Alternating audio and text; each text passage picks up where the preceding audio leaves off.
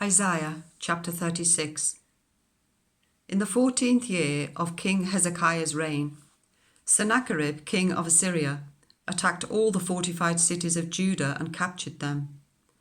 The king of Assyria sent his field commander with a large army from Lachish to King Hezekiah at Jerusalem. When the commander stopped at the aqueduct of the upper pool on the road to the launderer's field, Eliakim, son of Hilkiah the palace administrator, Shebna the secretary, and Joah, son of Asaph the recorder, went out to him. The field commander said to them, "Tell Hezekiah, this is what the great king, the king of Assyria, says. On what are you basing this confidence of yours? You say you have counsel and might for war, but you speak only empty words. On whom are you depending that you rebel against me? Look, I know you are depending on Egypt, that splintered reed of a staff which pierces the hand of anyone who leans on it. Such is Pharaoh, king of Egypt, to all who depend on him.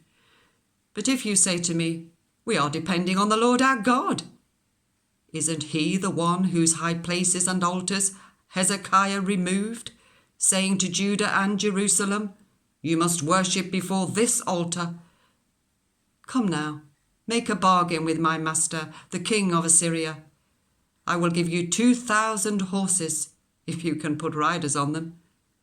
How then can you repulse one officer of the least of my master's officials, even though you are depending on Egypt for chariots and horsemen? Furthermore, have I come to attack and destroy this land without the Lord? The Lord himself told me to march against this country and destroy it."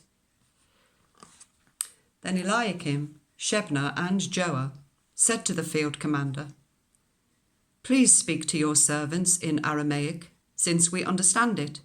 Don't speak to us in Hebrew, in the hearing of the people on the wall." But the commander replied, "Was it only to your master and you that my master sent me to say these things, and not to the people sitting on the wall, who, like you, will have to eat their own excrement and drink their own urine?" Then the commander stood and called out in Hebrew, "Hear the words of the great king, the king of Assyria. This is what the king says. Do not let Hezekiah deceive you. He cannot deliver you. Do not let Hezekiah persuade you to trust in the Lord when he says, the Lord will surely deliver us. This city will not be given into the hands of the king of Assyria. Do not listen to Hezekiah. This is what the king of Assyria says. Make peace with me and come out to me. Then every one of you will eat from your own vine and fig tree and drink water from your own cistern, until I come and take you to a land like your own, a land of corn and new wine, a land of bread and vineyards. Do not let Hezekiah mislead you when he says, the Lord will deliver us. Have the gods of any nations ever delivered their lands from the hand of the king of Assyria? Where are the gods of Hamath and Arpad? Where are the gods of Sepharvaim? Have they rescued Samaria from my hand?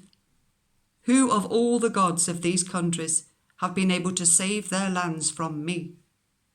How then can the Lord deliver Jerusalem from my hand?"